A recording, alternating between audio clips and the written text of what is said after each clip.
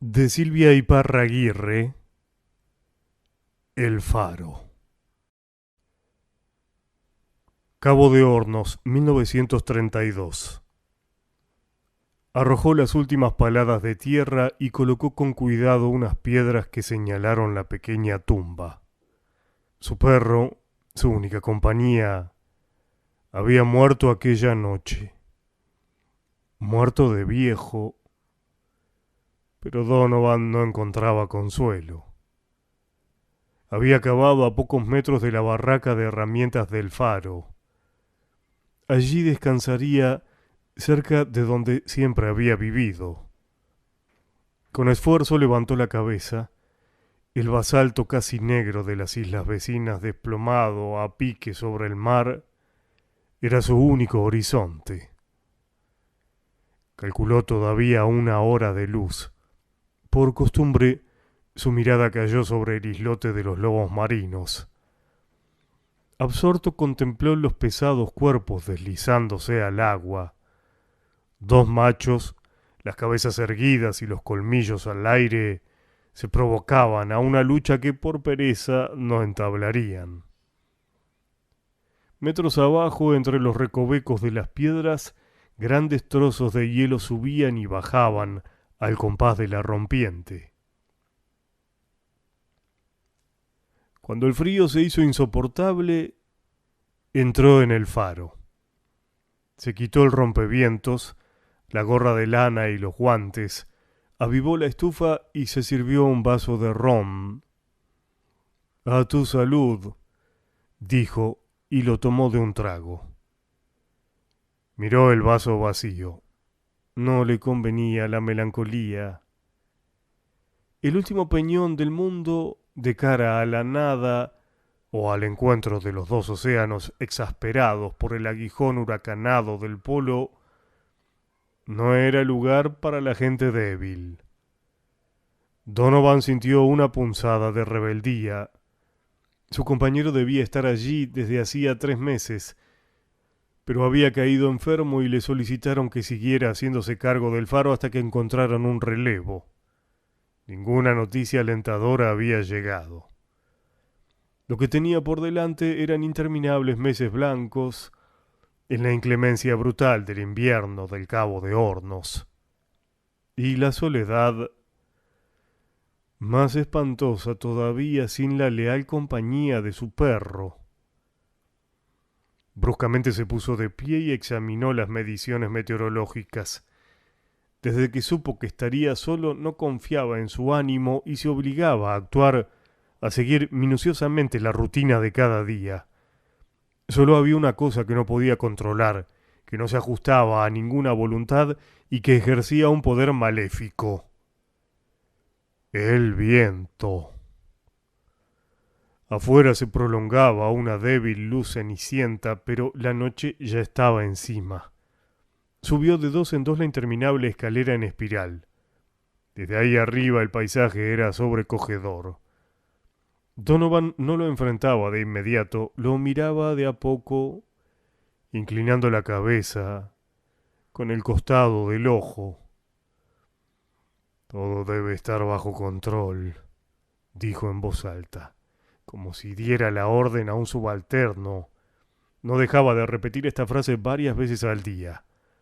Midió el viento que soplaba del sudeste, la humedad, la presión, y anotó todo en el registro. En el panel verificó la frecuencia del destellador y al fin, cuando no quedaba nada por hacer, encendió la óptica. El haz del faro barría una superficie de 20 millas a la redonda. En vez de animar su espíritu, el giro intermitente constante lo amedrentaba más. Haciendo un esfuerzo se asió de la baranda interna y miró afuera. Como fantasmas desmesurados, las crestas temibles de las islas surgían por un instante en el haz de luz para hundirse enseguida en la oscuridad. La bruma se espesaba en los fiordos, donde el faro parecía develar por primera vez en la historia de la tierra a aquellos arcanos. Volvió la cabeza. En los años que llevaba allí sirviendo a los barcos que temerosos doblaban el cabo, Donovan había experimentado muy pocas veces la felicidad del cielo abierto. Una noche del verano de 1930, recordaba, él y su compañero, con las caras hacia un cielo súbitamente despejado, habían enmudecido ante la belleza de la Cruz del Sur. En el cenit, solitaria, remota y helada, parecía haberse encendido para ellos solos. Inexplicablemente el recuerdo le produjo un sobresalto. ¿Por qué? Preguntó en voz alta. Se sentó en un peldaño de la escalera, la cabeza entre las manos, y se dijo que era la muerte de su perro. Fue lo mejor. Estaba enfermo y viejo, murmuró. Se puso de pie. Es por eso, dijo. Se quedó quieto mirando el hueco de la escalera. El haz de luz rompiendo la oscuridad sin fondo, llena de témpanos desprendidos de inmensos campos de hielo, ocupó, sin que pudiera evitarlo, su mente. Témpanos obturando un canal, encallados en un pasaje, hasta que la marea o la fuerza del viento los desprendía y arrastraba en su lenta deriva hacia Dios sabe dónde. ¿Por qué había aceptado quedarse? Estaba débil, sin embargo, pensó Donovan irguiendo el torso. Sabía que podían contar con su voluntad. Era fuerte como el mismo faro. Se obligó a bajar. Encendió la pipa y decidió que haría la cena más temprano, luego llamaría por radio a la base. Esperaba todo el día ese momento, el único de comunicación con otro ser viviente, y lo preparaba para cuando hubiese terminado de cenar. Con la pipa, el vaso de ron y su libro de historias marinas sobre la mesa, levantaba el auricular y sostenía una breve conversación con su compatriota que, a cientos de kilómetros, sonaba tan reconfortante y familiar y tan lejano. Comió sin ganas, atento al viento que había comenzado a soplar con el silbido confuso, vacilante, que conocía tan bien. Algún dios del lugar, un dios burlón y cruel, se divertía a su costa mediante esa treta bien simple, engendrar aquel viento, no el de las tempestades, sino otro más débil, que cambiaba de cuadrante sin cesar y producía un silbido que subía y bajaba, se adelgazaba y enroscaba en la torre hasta desaparecer, para volver enseguida a rondar más allá de las paredes, como un monstruo de tiempo geológico rodeando aquel insignificante punto humano, atacándole los nervios.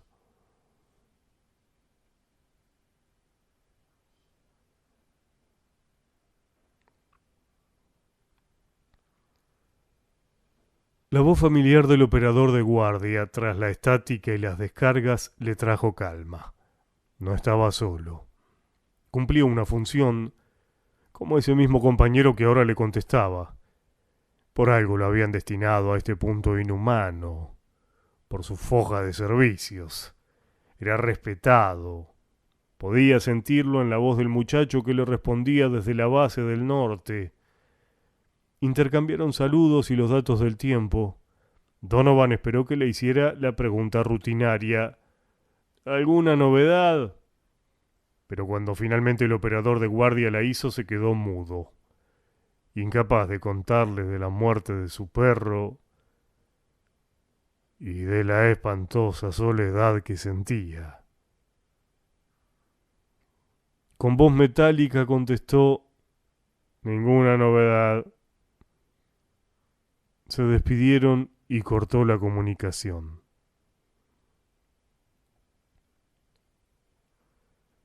Se sirvió un jarro de café al que le echó una buena medida de ron. El ruido del viento había cambiado. No es que hubiera amainado, todo lo contrario, se había vuelto más fuerte, pero no era ya el viento sibilante, maligno. Esto terminó de calmarlo. Abrió el libro en la página señalada con una pluma de albatros, eligió un mapa para seguir el relato y se dispuso a leer. Entre 1520 y 1580, aquella zona, no precisamente el Cabo de Hornos no descubierto aún, sino el estrecho de Magallanes, era el centro de lucha de dos imperios formidables, el español y el inglés. Las dos potencias se encarnizaban por la posesión del único paso interoceánico conocido. Una tras otra las expediciones de relevamiento eran enviadas a costa de muertes y padecimientos sin fin. Pero qué les importaba a los reyes, pensó Donovan, las penurias y muertes por hambre o desesperación de aquellos infelices marinos. Ahí estaban los mapas con los derroteros de los primeros navegantes, primitivos portulanos donde quedaron para siempre los nombres que los marinos dieron a un territorio que los rechazaba con ferocidad, nombres que patentizaban su decepción. Isla del Socorro, Golfo de las Penas, Isla Desolación, Puerto Hambre, Bahía Inútil, Cabo Decepción, Isla de las Furias. La lista seguía. No había nada de nada salvo mar y tormentas y las hogueras de los indios, explicó en voz alta Donovan, acostumbrado a compartir con su perro los comentarios que le suscitaba la lectura. Pero hubo algo más que dos imperios, pensó, deteniéndose en la parte de la historia que más le gustaba.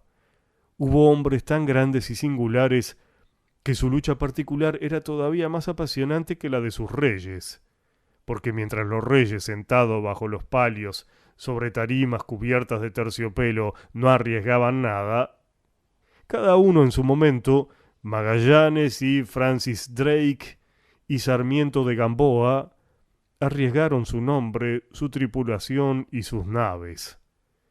Magallanes, sofocando sangrientos motines solo contra todos, da la orden de seguir hacia el sur. Descubre el estrecho y lo atraviesa en un mes y una semana. Más tarde fue notable la travesía de Drake, acusado de tratos con el diablo por su demoníaca pericia en el mar. Amparado por la reina virgen, se había lanzado a los mares del sur para arrebatarles a los españoles el secreto del paso. Tan celosamente quería guardar la corona española este secreto de estado que hasta había hecho correr la voz de que una peña gigantesca, arrastrada por tormentas ciclópeas, había caído sobre la boca del estrecho, ocultando para siempre su entrada. Los ingleses no creyeron la historia, y menos que menos Drake. Aquí Donovan se rió entre dientes y dijo en voz alta, «¿Cómo para creerla?» Alarmados, los españoles comprobaron cómo el estrecho, rebelde a todo conocimiento marinero, fue cubierto por Drake en 17 días. Sucesivas tormentas habían empujado a escuadras enteras, tanto españolas como inglesas, hacia el sur, a latitudes nunca alcanzadas, hasta ser tragadas por la helada boca de lo desconocido. El propio Drake, una vez cumplido su extraordinario curso y cuando se asomaba al Pacífico, fue arrastrado con toda su escuadra más y más abajo, donde el mundo se terminaba en una nada inimaginable. Solo que Drake, perdida la mitad de sus barcos, volvió para contarlo. Donovan se puso de pie exaltado. La lectura excitaba su ánimo con aquellas imágenes de naufragios y cuerpos arrancados de las cubiertas. Cerró el libro, incapaz de seguir leyendo, y se quedó inmóvil, mirando el rincón vacío donde, durante tantos años, Nahuel se echaba a dormir. Entró en el cuarto y se tiró vestido en la cucheta. El viento había empezado otra vez su letanía. Se revolvió inquieto. Hacía mucho que no dormía bien. Todo debe estar bajo control. repitió, la mirada fija en un ángulo del techo. Pasaron 2, 3 horas, no supo cuántas en realidad, en las que dormitó de a rachas. En un momento, completamente despierto, se sentó en la cama. Allí estaba otra vez, detrás del monótono silbido, desde el fondo de la noche, llegaba la melodía apenas audible pero perfectamente nítida de un violín. No era posible confundirlo. De un salto estuvo de pie en el medio del cuarto. No era en el viento, sino detrás del viento de donde venía aquella tristísima música de un violín solo. Caminó de un lado al otro sacudiendo la cabeza. Siempre había ocultado estas, ¿cómo llamarlas?, debilidades. Tal vez sus compañeros las experimentaban y de igual modo que él no lo decían, ni se decidían por una confidencia que podía ser tomada como falta de valor. Se quedó inmóvil. Aquí estaba otra vez esa música del infierno. Se adelgazaba y bajaba, pero volvía plañidera. Es el viento, dijo en un susurro. Se pegó a la pared respirando agitado. Ya se va, ya se va, repitió en voz baja, pero hubo algo que lo dejó sin aliento. Algo más se escuchaba detrás de la melodía lúgubre, una nota más baja y oscura, como una mancha sonora que latía una y otra vez. Callaba y volvía. Algún batiente, algo que había quedado mal cerrado arriba, cesó, desapareció. Al cabo de pocos segundos los oídos alertas de Donovan volvieron a registrar aquella nota distante. Ladridos apagados en sordina. Su cuerpo vibró como una lámina de metal que recibe un golpe seco. El ladrido quejumbroso, inconfundible de... En el momento en que se lanzaba sobre la puerta para salir, se paró en seco. No, murmuró con los dientes apretados. Esto no existe. No había ladridos ni violines. No había nada de nada. Eran las trampas de la noche. Una ebriedad de los sentidos. Un engaño de los elementos que se volvían contra él reduciéndolo a un miedo miserable. En aquellas latitudes todo parecía otra cosa. Las jugarretas del mar, que podía producir espejismos como el desierto, a causa de las diferentes temperaturas del agua y la atmósfera. Cierta vez había sufrido esas confusiones. Un albatros posado sobre el agua le pareció tan grande como un barco.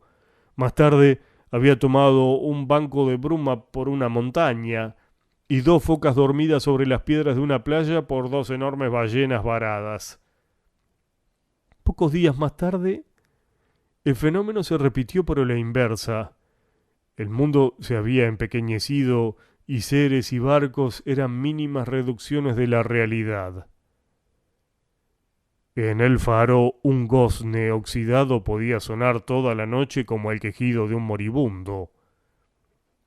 Todo está bajo control, repitió Donovan, las palmas abiertas empujando el aire, mirando hacia la mesa, como si en la silla vacía estuviera sentado alguien invisible. Súbitamente la melodía del violín y los ladridos cesaron. Se oyó entonces el ruido turbulento de las olas azotando las rocas a los pies del faro.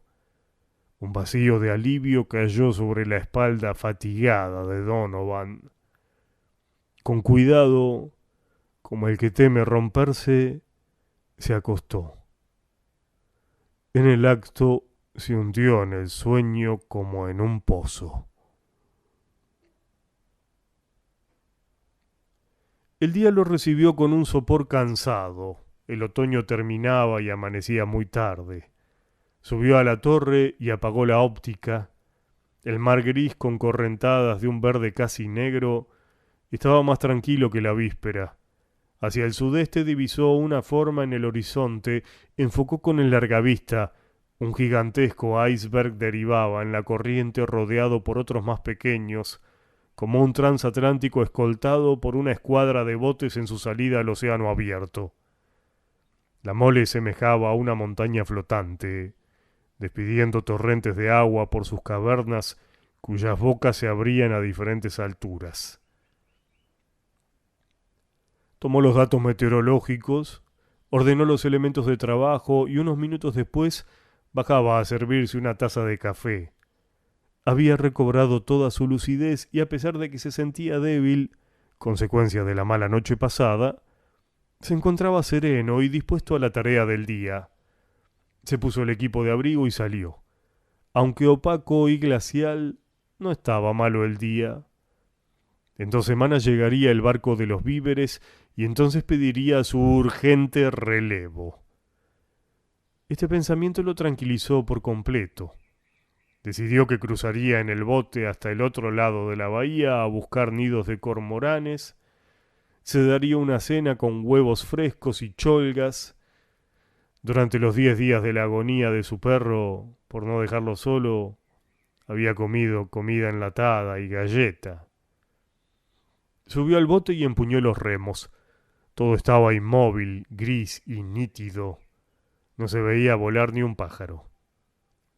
Va a nevar, dijo torciendo la boca como si hablara con alguien sentado a su lado en el bote. Dios mío, el invierno polar, murmuró meneando la cabeza. Lo golpeó la varada acre de la isla de los lobos marinos. Las rocas permanecían desiertas, la colonia no estaba, ni siquiera uno había quedado. Habrán salido, como yo, en procura de su cena, pensó Donovan. Saltó del bote y lo arrastró unos metros por el borde angosto entre el agua y la montaña. Desde allí veía la mancha clara del pulmón de un nido. Trepando por las piedras con la canasta en bandolera, recogió algunos huevos y unos cuantos moluscos. En la quietud helada empezó a nevar. Los copos, llevados de un lado a otro por el viento, rodearon a Donovan y espolvorearon de blanco su gorro y sus hombros. Empujó el bote hacia el agua y subió. Cuando se quitaba la correa de la canasta, lo vio. Asomándose imponente por detrás del abrupto perfil de la isla, como si hubiese estado esperándolo, acechándolo escondido, doblaba lento y majestuoso y aparecía en toda su forma. Un témpano del tamaño aproximado de una casa chica y muy alto navegaba a una lentitud hipnótica directo hacia él. Uno de los laterales, cortado recto, a pique, era de un blanco denso, antiguo, como si por allí se hubiera separado del iceberg madre. Las otras paredes irregulares y curvas, horadadas por el agua, habían adquirido una forma vagamente piramidal. La pared lateral que Donovan podía ver solo a medias se curvaba hacia el interior donde el hielo tomaba una transparencia celeste pálido. En el fondo de la hendidura vio que el bloque albergaba una mancha más oscura, extraña a la impoluta y transparente materia del agua solidificada. Una mancha con una confusa forma de un núcleo más denso y unos como filamentos, patas. Atónito, esperó a que la masa de hielo, imponente a medida que se acercaba, ahora podía calcular su altura en unos 10 metros, se desplazara hacia el este y pasara en su sigiloso viaje entre los copos de nieve frente al bote. Un extraño silencio rodeaba la escena, como si el sonido del viento y el constante golpear de la rompiente se hubieran retirado lejos. La mancha oscura arriba en el corazón del iceberg quedó momentáneamente velada. Maniobró para mantenerse a prudencial distancia, pero el iceberg ejercía, como los cuerpos en el espacio, una atracción sobre el bote que se aproximaba irreprimiblemente a su encuentro.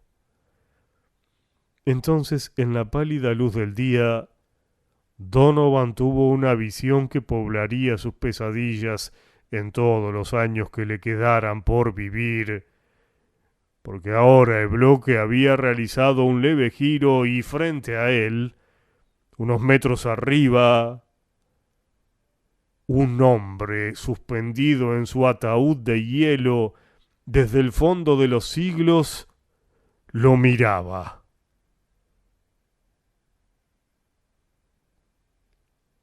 Un hombre con el pelo pegado al cráneo y los ojos abiertos en una cara de una lividez apenas más densa que el hielo. El labio superior recogido mostraba los dientes en una mueca inverosímil, los brazos y las manos de dedos transparentes abiertos a los costados del cuerpo, igual que las piernas, en la actitud del que flota en el agua, las ropas de un desvaído color ocre pegadas al cuerpo momificado que subía y bajaba, inmerso para siempre en su inmóvil trampa mortal. La gorguera, las calzas, la espalda. Los ojos desorbitados de Donovan contemplaron aquel cadáver de 400 años detenido entre la vida y la muerte, porque antes de caer en un estado de semi-inconsciencia, alcanzó a ver en un jirón de paño bordado con hilos de oro ennegrecidos el nombre de la Marigold, la nave de la escuadra de Francis Drake, arrastrada por la tempestad hasta aquellas aguas desconocidas y desaparecida en el fondo del abismo oceánico en agosto de 1578.